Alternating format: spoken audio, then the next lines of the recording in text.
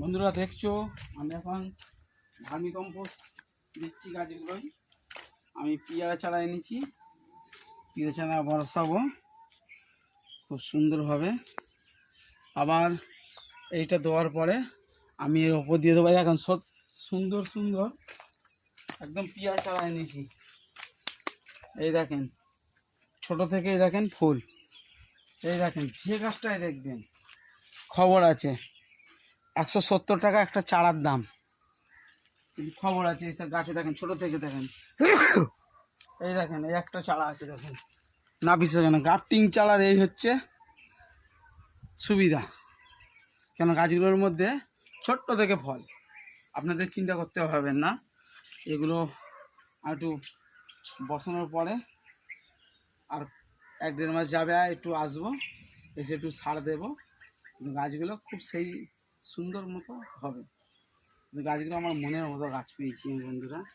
এই দেখেন একটা কীভাবে বসাবো দেখেন।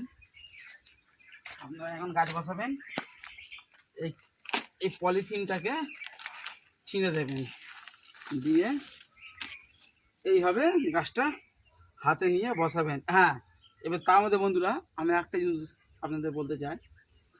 এই যে গাছটা যে আমাদের দেখছেন, কি করে বুঝবেন যে ভালো চারা? যখনই দেখবেন যে আপনারা ক্যারি ব্যাগ থেকে যখন বার করছেন, দেখবেন এই লাল মাটি, কিন্তু বাইরের টিস্যু কালচার, এসব গাছের খবর আছে। এই হচ্ছে জিনিস চিনে নেওয়ার জিনিস একদম। এই যে দুটো আমি এইভাবে মাটি দিয়ে দেবো গোড়ায়, বেশি চাপবো না, মাঠে অনেক ঘাস। এরপরে ওপর দিয়ে একটু হালকা করে ভার্মি কম্পোস্ট দিয়ে দেবো, নিশ্চয় দিয়েছি, আর একটু নিয়ে এরকম খুঁড়ে দেবো।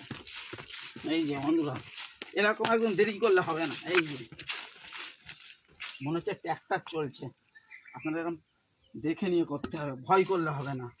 এই যে গাছটাকে আমি একটু জাগিয়ে দিলাম, ব্যাস খুব সুন্দর একটা চারা রোপণ হয়ে গেল। আবার এটাকেও নেক্সট করবো। এই যে কটা চারা দেখবেন, সব কটা চারার মধ্যে আমার যে গাছের যে এগুলো চারাগুলো খুব সুন্দর চারা আমি পেয়েছি। এই দেখেন পলিথিনটা ফেলে দিলাম বাইরে, এই দেখেন লাল মাটি দেখতে পাচ্ছেন তো আপনারা।